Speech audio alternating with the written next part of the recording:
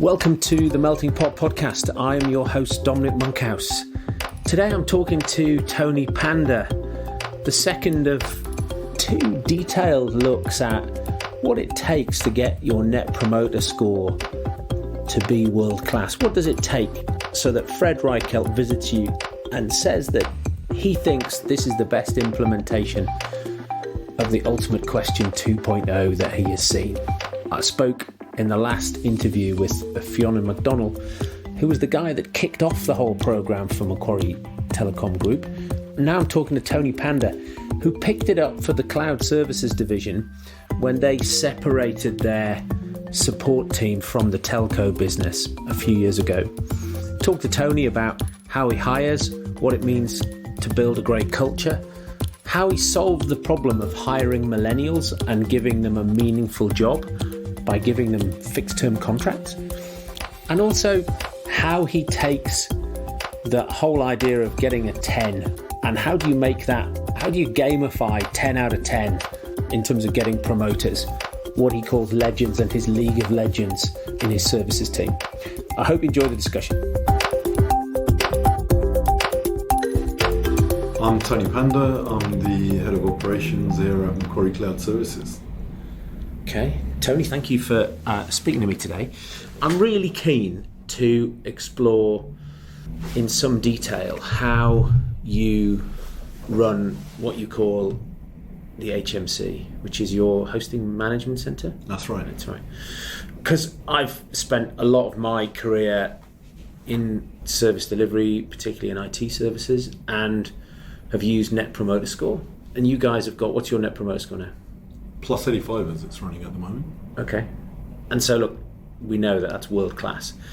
But if I take you back to the beginning, what was it the first time you ran it in cloud services? The first time we ran it across certain segments, it was down in minus 70. It's catastrophically awful, that, isn't it? Plus minus 70. And how long ago was that when you first did it and it was that bad? I would say around 6.5 years ago. So what I'm trying to do is, I spoke recently at an event in Glasgow and there were, I think 20, 30 people in the room, and I said, these are all managed service providers, MSPs, and I said, how many of you use Net Promoter Score or have heard of Net? And only one person put their hand up and said that they'd heard of it, and nobody was using it at all. And so I was absolutely staggered, because it's been almost since when Fred Reichheld published his original paper in the Harvard Business Review, it's been something I've done something with, or I've been in a company and we've been using it. And so you sort of get blasé about it and you think everybody must know and it must be a thing. And in fact, I met somebody recently who said, we did Net Promoter and it didn't work, so we've given it up. And you feel like maybe we've gone full cycle on it. But then I meet a load of people for whom it could be super, super powerful. But when I look at your score of 85, what I don't want to do is for people to feel as though that's unattainable and you've done stuff that means that they can't start on the journey, which is why I was keen to know how long ago it was awful. Mm-hmm. So, when somebody goes and does it for the first time, what I want to try and do is try and extract from you the hints and tips, things that you did that gave you a bump along the way, things you got right, things you got wrong, so that people can, wherever they are on the journey, there's something that they can go implement. What was the first thing you did when you realised it was minus? Where did you start 6 years ago? What did you do? What did you restructure? Did you change stuff? How were you structured then? So there were a number of things that took place at the time. So the initial survey that went out and asked the question, how likely are you to recommend Macquarie to a friend or colleague? And a lot of feedback came back. And it obviously wasn't very good because the score was a minus 70. We dissected all the feedback and try to understand what it is, because the NPS is ultimately, the score is an output. It's what your behaviors are, what you do, and understanding the customer's feedback, what they're unhappy about. And when we took on a plan to understand what that was and what were the repeating consistent themes that were coming in, if we tackle some of those, that should make the needle move higher and get customers happier. Key ones were around engineers answering phone calls. So we had a service desk that used to take the phone calls, but it went through the general, ask 10, 15 questions that you ask. Have you rebooted this? Have you checked the lights on that? But we're talking hosting customers. We're talking customers who know Unix, they know their servers, they know that every second is critical. So going through that 10, 15 question usual questionnaire that is asked from a service desk, that wasn't working for the customer. So that was, let's say, the first thing that we had to go and solve. How do we solve that? So you thought you had some consistency and it was working, and only when you did an NPS you realised that it was just really annoying. Absolutely. Yeah. It's like, oh, all that thing we've been training people on, they hate it. Yeah. So the key thing from there was they loved the way, the magic of how they were serviced. So they loved the hospitality around it. They loved how the calls were answered, how the people were. They're really nice and friendly people. They wanted to be super helpful. Unfortunately, they just didn't understand the technology. So at that point, we spent about 6 months trying to work out how do we rebuild this. And it involved asking some challenging questions of the current staff that we had. Do we want to continue to work with these? And let's first understand the profile of what we're looking for. So we're looking for hospitality. So that's key. So the magic of what we had in our hub, which is our call center service desk, how do we maintain what the customers loved about that part of the DNA, and then combine that with what I say the matrix code reading Neo DNA that can just see through the code and understand how to solve problems. So we wanted to combine that together. And then once we built that profile of what we're looking for, the best answer that came out is, well, we're an Australian business. We want to give opportunities to Australians and local Australians. So we'll go hit the local university circuit. They haven't been tarnished or trained in any other way, so we've got an opportunity to train them, and now we'll put a rigorous interview process in place that they actually understand the technical ability, but they also understand the customer-centric hospitality DNA. And it wasn't easy. We had to make some hard decisions and let a number of people go from the business because they didn't want to align to what we were looking at. And then we kicked off with the graduates and brought them on, trained them up on how to be concierges to our customers, but also be concierges that could actually log on to the tools and resolve that issue immediately for them. So people who left the business at that point, what were the things that they didn't do or didn't want to do? So the key thing that came out, when they were originally hired, they were hired as engineers. And they believed that their job is to be locked away in a room, working on code, and have no connection with the customer. If you flip that on its head, what are you doing all this code for, and what are you here to do? You're only really doing this for our customers and our business to service the customers. We're in the hospitality trade. We're just in IT, but we're still in every aspect of what we do. We're in hospitality for our customers. We've got to get them the result. From someone who's in a hotel to someone who's on a IT router or a switch or something, this is all very important to them. So it was an understanding from them, and a lot of people did actually stay. It wasn't everybody that decided this isn't for us, but the decision was quite clear to them that that's not what I signed up for. I signed up to be an engineer, and that doesn't mean talking to customers. And that just didn't fit with what we needed to do. Because you wanted people on the telephone. Absolutely. Everybody talks to customers. So one of the other things in the team was, so when we structure the team, we have the usual tier 1, 2, 3, and 4 in the team.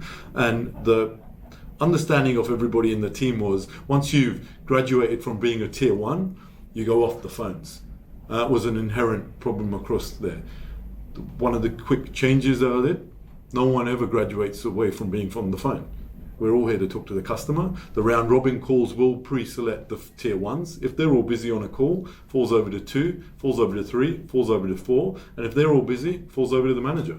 Any one of us can pick up that call, understand what's going on, give the customer feedback. I mean, over the last 5 years, our average time to answer a call is under 3 seconds. Now, some people would look at that and say, under 3 seconds, you've probably got too many people on board, that those sort of stats don't happen. No, the fact that anyone can answer the call is why that happens. And what were they before? Do you remember what your average call answer time was before you put everybody back on the phones? Yeah, well, the calls were answered by the service desk at that time. Right, so it was probably around the 25, 30 second sort of period.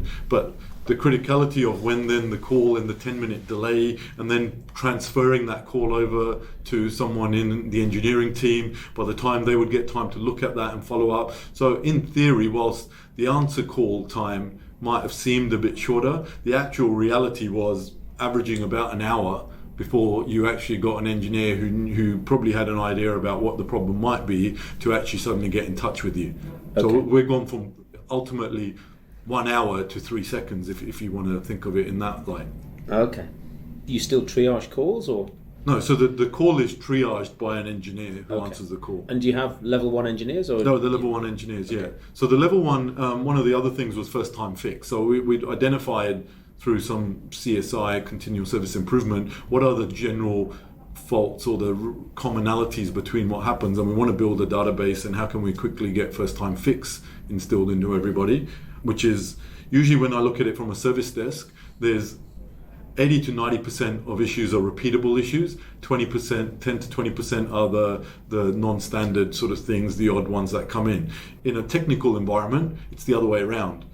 20% of calls and faults can generally be similar type faults, but 80% is trying to look for a needle in a haystack and trying to understand the topology and the infrastructure. So how can we get that 20% out of the way as quickly as we could? So we built a knowledge base, and that knowledge base grew within 18 months to over nearly 700 articles, just based totally on these are all the things that go, and it's at your fingertips, and the engineers could save time, and it helped training. And what was the workflow to create that knowledge base? Who wrote the articles? How did they get fed in?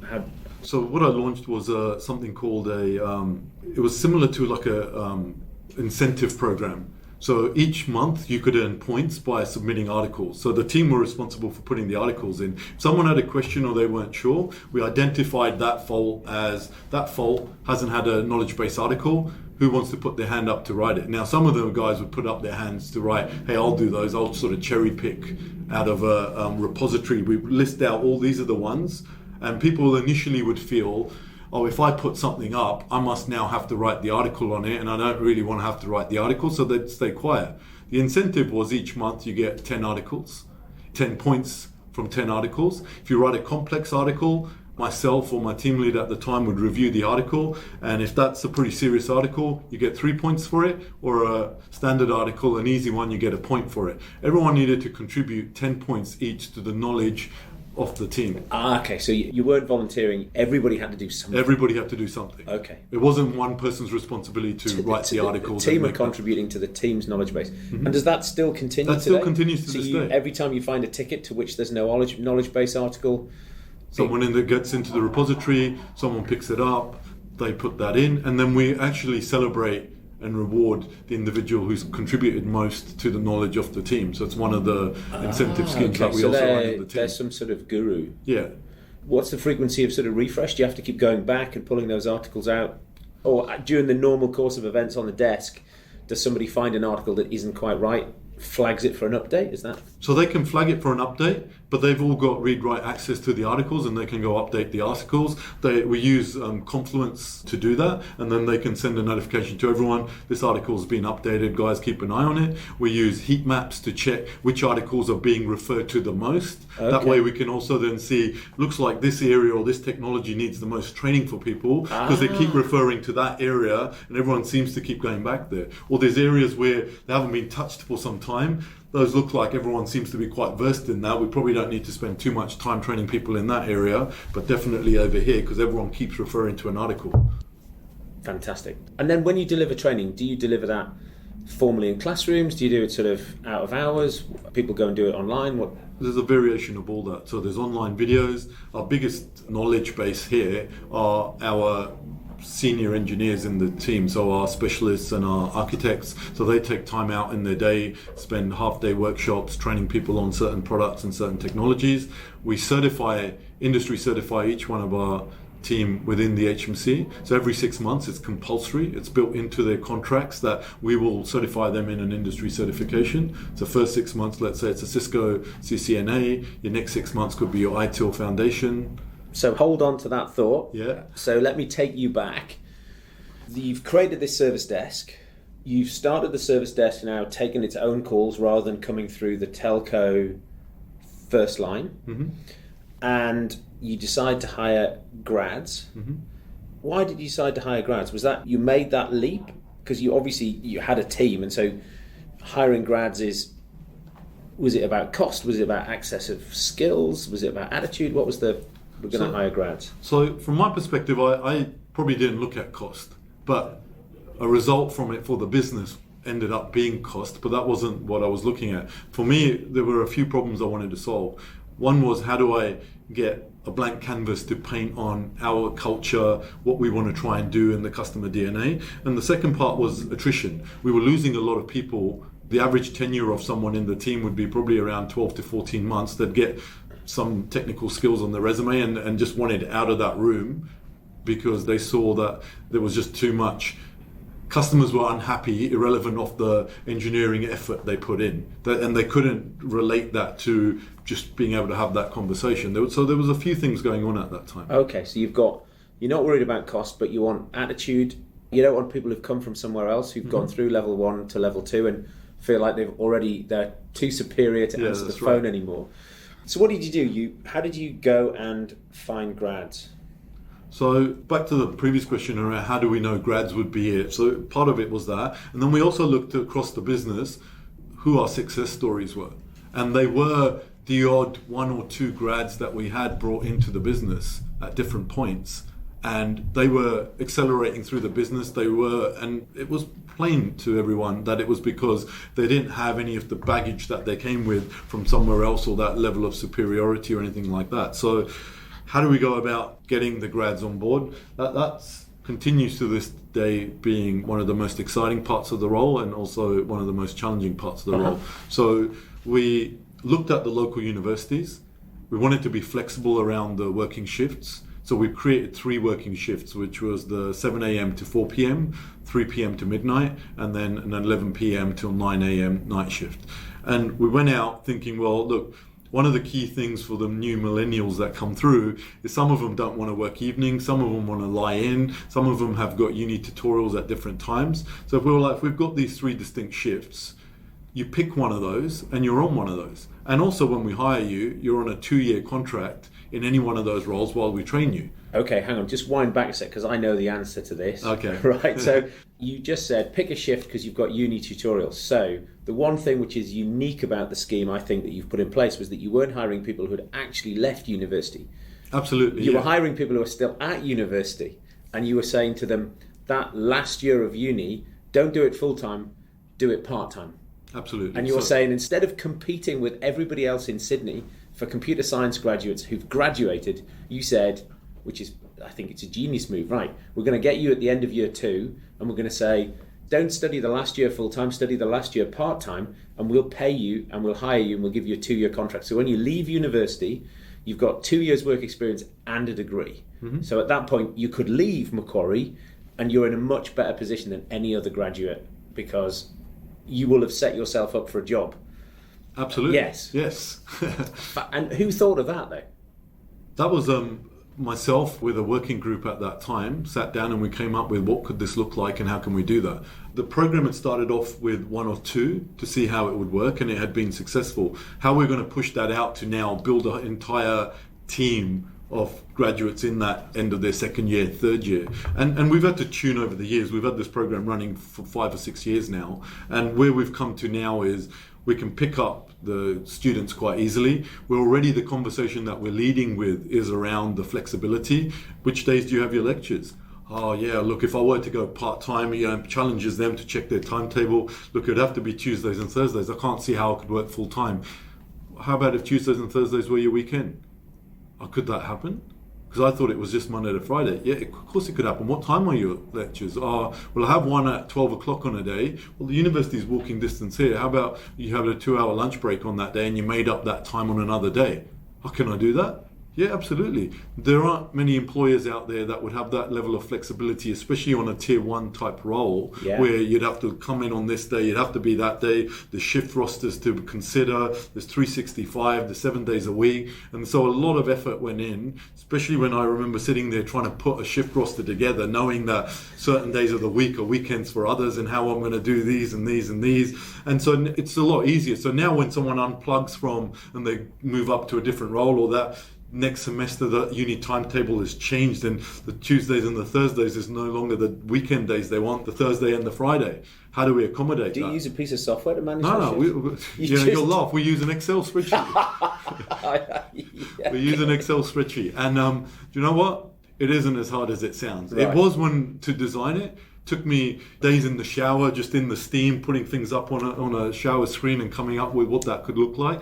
And when I came back in with a eureka moment, I tested it with someone. They're like, you probably haven't worked out the amount of hours they need to do. They haven't. When they were trying to bust a hole through it, it just worked. So somehow it wired up in my head around how this roster will work. So I'm happy to share that if anyone ever wants to have a see about. Well, we'll get your contact details at the end so that people can ping you for that if they want to. So you get this second year in uni and you say, come and work with me. We'll fit in some working with you. It'll take you 2 years to finish your degree and not one. So day one they start. What have you got mapped out for them over the 2 years? So that's pretty easy.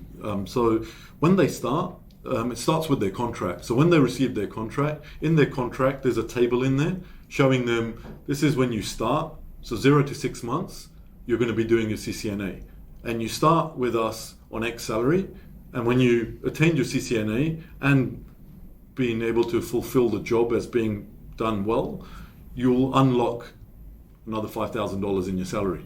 And every 6 months, it's our commitment to you, and it's in the contract. So most employers will be, we offer training, we'll do this, we'll do that. Sorry, budgets have gone off, we don't have this. This is actually in stone, set to you. It's our commitment to you, but it's also you're signing your commitment to us that you're going to pursue each one of these and actually complete them. And if you don't, unfortunately, you're not performing. Oh, but I'm doing the job so well, I hear sometimes, and I just missed the certification. That's the commitment that you made to us. We have to hold true to the commitment that you made, and it's about your learning as well as our learning towards what we offer you. So it's very important, that key part of it. When they start day one, we have a 30 days, 60 days, 90 days, what technologies, accelerating their learning, understanding probably we call it the easy 20%, but the 20% repeatable stuff that comes on, so we can get them up and going. They're double jacking on the phones, they're listening to what the other engineers are doing. It's like the flight deck of a 747 when you walk into one of these operation centers, screens and phones and everything's quite daunting for a third year starting graduate at university who has never worked a day in his life potentially, is now walking into the flight pit of a 747, and then you're basically saying, we're going to get you to fly this thing solo in 3 months, and they can almost be, that's never going to happen, I can never see myself doing it. And then when you see them 3 months later helping the next grad that's coming through the door, hey, it's quite easy, this is how you do it. So we know that we've been tuning and tweaking that learning and development onboarding plan for these guys to come on board, and we're still learning and getting it better and better. And what happens at the end of the 2 years? So they've now got their degree. Do they have to finish their degree? They have to finish. So to us, it's very important, and we hold their degree, because as you can imagine, they've now got the job, they're earning the money. How important is the degree to them? So in the regular, fortnightly one-to-ones that we have with each one of them, is to stay close to how important and reiterate getting each one of these certifications is as important as the degree that you've set upon that you really want to attain. It's important that you get that degree, because in your life, as you go along, same as these certifications, it's one of those things that you need, and you can demonstrate that I have a Bachelor of Science in Computer Studies, I've done my CCNA. It's all valuable and makes you into that valuable package that's going to be worth a six-figure salary in a few years' time. So at the end of the 2 years, when we get to the 18-month mark, we identify this individual's been doing really well, they're hitting all their certifications, we really want to retain them. And at that 18-month mark, we offer them, at the end of their 2 years, the further 2 years as a tier 2. So they don't need to worry about, what am I going to do when they get to the 18-month mark? My contract's going to run out in 6 months. Am I going to have another job at the end of it? Do I now have to go figure out what happens, or is someone going to come and talk to me? At the 18-month mark, we have identified how well they've done, and then we move them into the tier 2 role. We'll give them an offer for the tier 2 role once they've successfully completed their second year. And then the tier 2 role starts again with another 2-year contract, with every 6 months with more senior certifications during that time. So it's really a 4-year welcome to life. And in the second 2-year block, is it the same thing? A certification every 6 months and a pay rise every 6 months again? That's right, yeah. Yeah, okay. So that ultimately takes you from, you finish uni, what's today's starting salary? $45,000. And so you go... So 2 years you get to 65. When you start the tier 2, you start the tier 2 at 70, and then you go up to 90. Okay. Yeah, and then at 90, you've reached your 4 years. And at that point, we'd be looking at bringing you into other parts of the business where the starting salary would be circa $100,000, between 90 and 100. So, we hold true to the promise that you'll earn six-figure salary at the end of your 4 years if you do a great job and you get all your certifications. And you had churn as a problem at the beginning when you started this. Mm-hmm. What's your voluntary attrition today? 0%. Okay. And how many people fail? So 0% of people quit who you wanted to keep, but how many people that you hire don't make it to 2 years? So the first 3 months is see how they learn and how they grow. Okay. When we get to 6 months. Now, in the beginning, when we started this off, there were a lot of people weren't getting past the 3-month period. And then there were people who wouldn't get past the 6-month period. So there was the two areas of concern. So what was going on and why? Part of it was onboarding and training. Some of it was the university, even though they went part-time, they actually took on 3 or 4 modules that semester. What we found was the ones that were successful were only doing 2 modules a semester. So we realized with all the extra added work, understanding the job, understanding the certs that you're doing, and undertaking 4 modules in a uni semester, that was not going to be, you're not going to have a successful time. So where we've got to now, when we hire someone, we've got the DNA part right, and now we've got the onboarding and training right. So people get through and they get to the 2 years. The challenge at the moment is when you get to the 2 years, how many people may get from the 2 years and get the second 2 years? What we find is it's usually the ones that aren't interested or want to go traveling, or there's other drivers in their life. They're not considering or thinking about the future, and they're just thinking, well, in 2 years I'll have uni finished, what do I do next? I just want to go traveling. We do get a few of those that move on and go off. But our promise back to them was, you've done 2 years with us, we've trained you, you've got industry certifications, you're much better off when you hit the market than anyone that was actually, as you said earlier, graduating from university and hitting directly after finishing uni with no work experience. Totally. And so how many grads a year are you hiring at the moment? Anywhere between 6 and 10. So not a huge numbers. Not a huge numbers. How many people apply?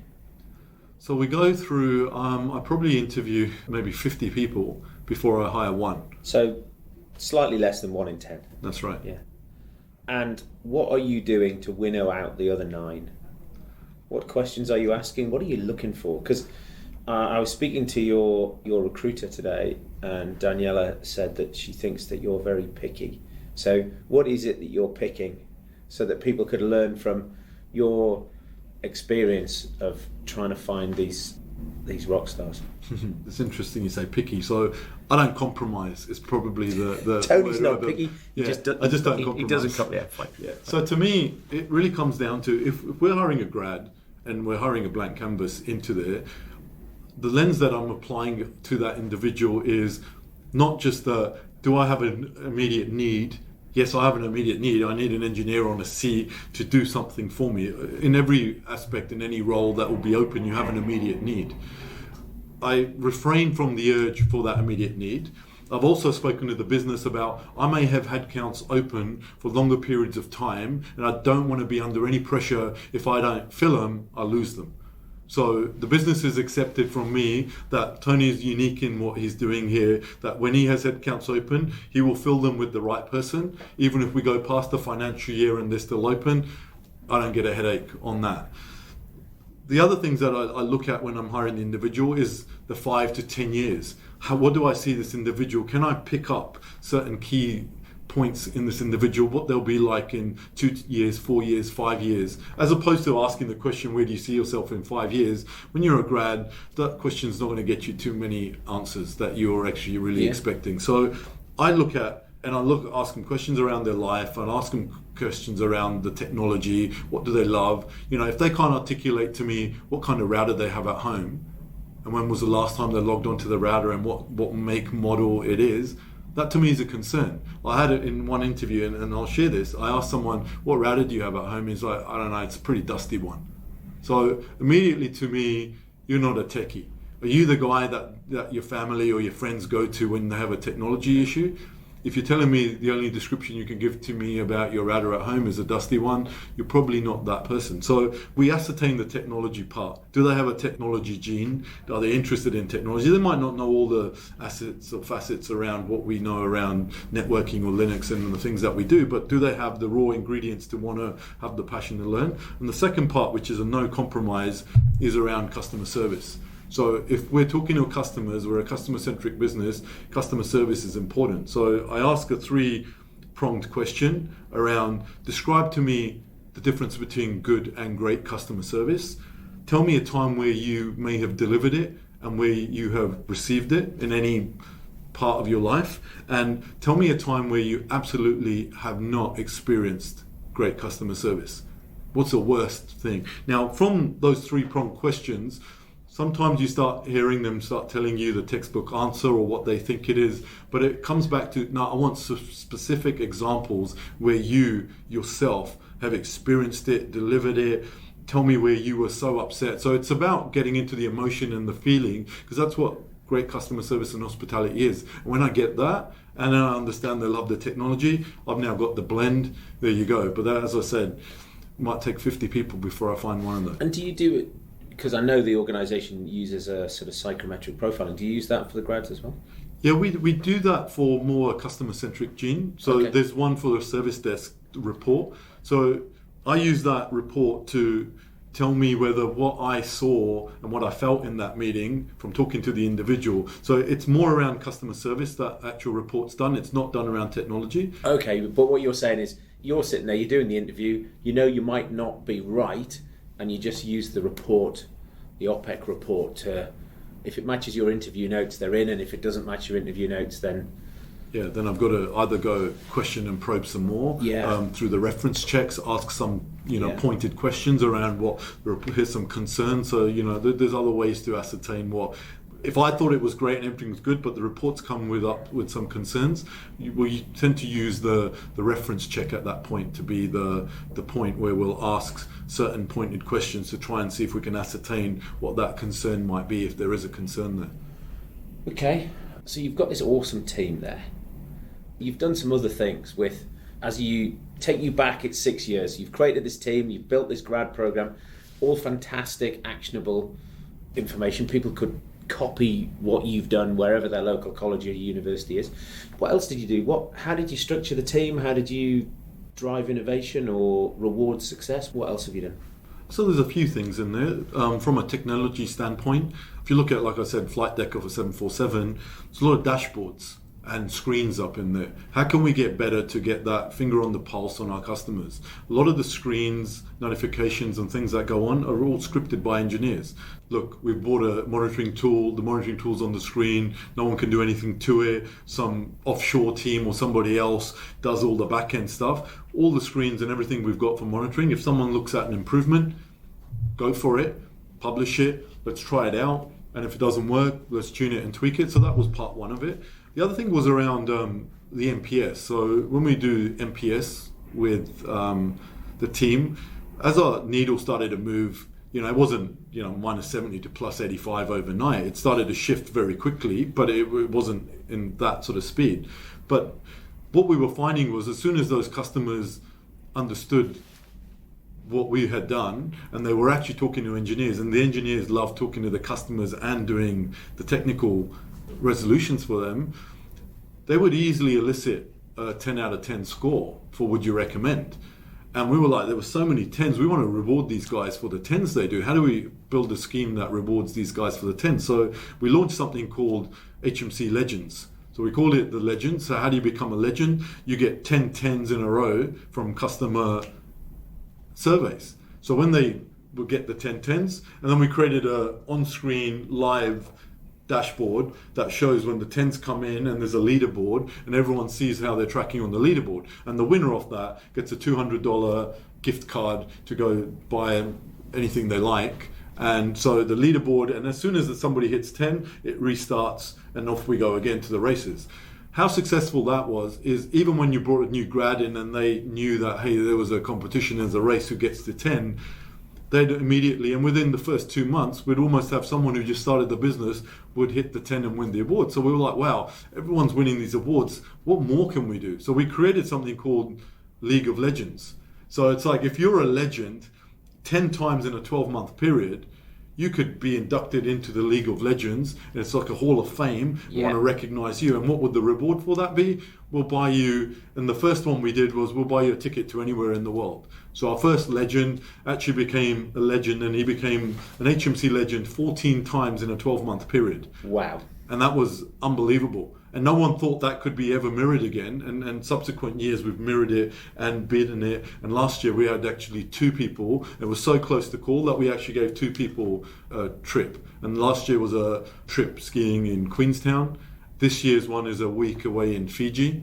Just for doing a job and delighting customers, we want to reward the individuals and do something really special for them. And we celebrate that each month in our town hall ritual that we do. Everyone gets up, there's photos of them. Please stand up and take a bow for going above and beyond and doing your job for a customer and having that recognition. So it is very heavily celebrated across the team. We also have a similar program where we call our service delivery team Command.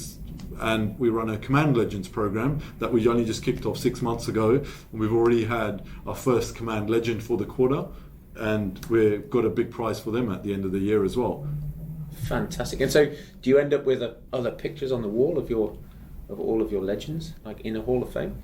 Yeah, so we've got pictures up in the actual HMC, but something that came up a couple of days ago is about, can we celebrate and put those pictures up? So in our town hall, there's a 30-foot screen and it comes up on that, but there's something we probably want to induct and put them across the office and sort of allocate a wall where we put that. So that's something that we're going to be doing very shortly. Good stuff.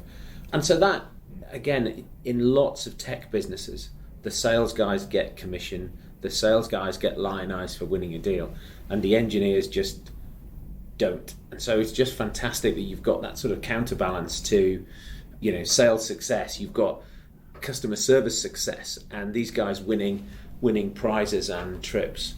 Yeah, and look, and to be honest, none of this would be possible. Like, it's me coming in and saying, hey, we're doing this. It's a top down from the business. The CEO was fundamental in when we developed the plan and what that looks like and how we're going to create this HMC. Every 6 months, when each one of these graduates graduates and gets their certification, we do a team dinner to celebrate. The CEO attends that, gives them a certificate, gets a picture with each one of them. Our executive goes through that and does that too. So it's supported by all the senior leaders in the business and how critical this is. So, I have to thank them for supporting me and being able to provide this and have carte blanche to go and do what I want to do with. The CEO always casts a long shadow, and I know Dave. I spoke to David about this a few months ago. You can see his commitment to it. I mean, look, a business doesn't go from -70, or I was talking to Fiona the other day at -50 in telco. You just don't get that to +70, +80 without long-term commitment and investment.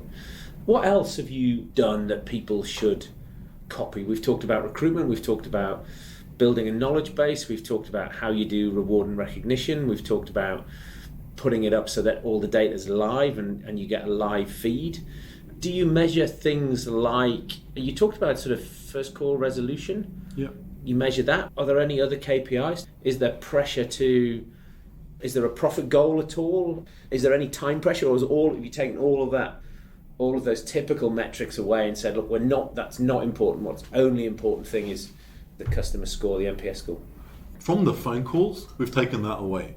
So however long, how quickly we answer the phone call, the pressure is on. That's part's that's given. But when you're on the phone to the customer, there is no wrap-up time or how long you're taking on the call.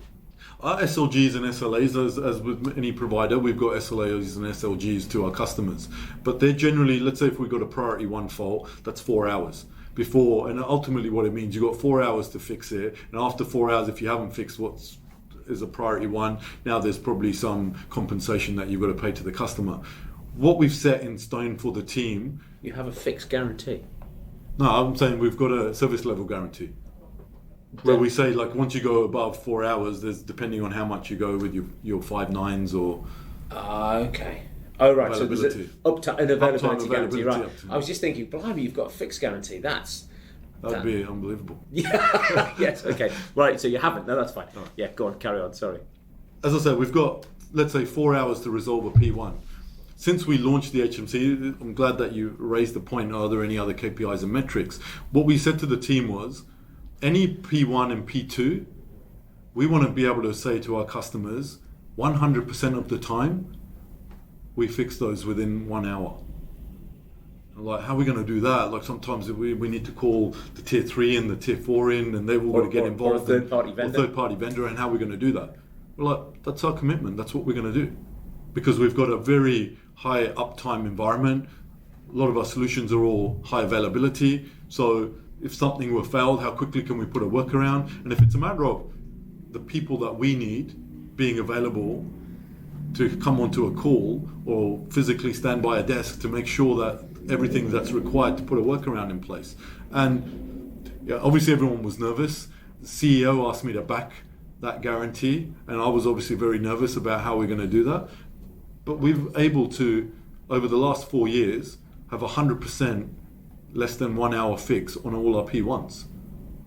It's unbelievable. And on our P2s, we've got 100%. And then people say, oh yeah, but what about your P3s and P4s? 97% of the time, we've resolved those within the SLA. So it's not like, we're not doing that, but it's critical on that P1, P2. Yeah. And that's, to be honest... Customer impact, that's the one they care about. Uh-huh. And so communication, we don't care how long we stay on the phone to you. We obviously got the usual customer service standards around, hey, callbacks and what we're going to do. So it's not a drastic shift away from what anyone else does. So if anyone out there's thinking about, do I have to now throw something away that I've already got and then have to start all over again? No, the telephony systems are still there. We don't always show all the stats to the engineers. Like, that's just something to know, are we healthy?